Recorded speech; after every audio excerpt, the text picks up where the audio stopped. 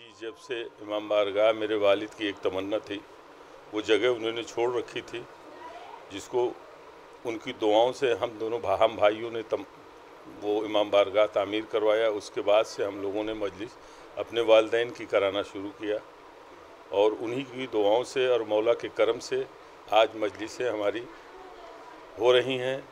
और जहाँ तक लोगों का कहना है कामयाब मजलिस होती है, मौला का शुक्र है और मोहम्मद आले मोहम्मद का सदका है, जो मैं चाहता हूँ कि हमेशा चलता रहे।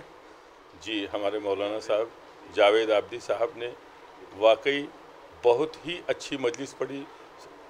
सामाईन ने सब ने आके हमको मुबारकबाद दिया कि बहुत अच्छी मजलिस हुई।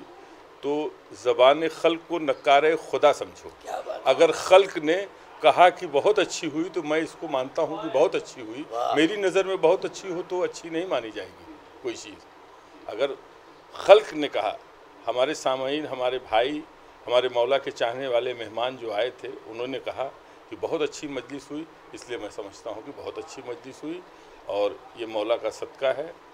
और उसी सदक़े में हम लोग सारी ज़िंदगी बसर करना चाह रहे हैं और मरने के बाद भी यही दुआ करते हैं कि हमारी ये मजलिस चलती रहे।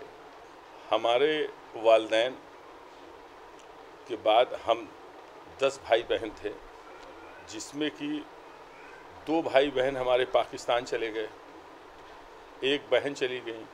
इंतकाल मेरे 5 भाइयों का हो चुका है और तीनों बहनों का। सिर्फ 2 भाई मैं इस वक्त बाहयात हूँ और उन्हीं भाई की वजह से और वालिदैन की वजह से मैंने सोचा कि ज़िंदगी इतनी मसरूफ़ है कि कम से कम एक ऐसी मजलिस करें कि सबको सवाब दायरैन पहुँच जावे।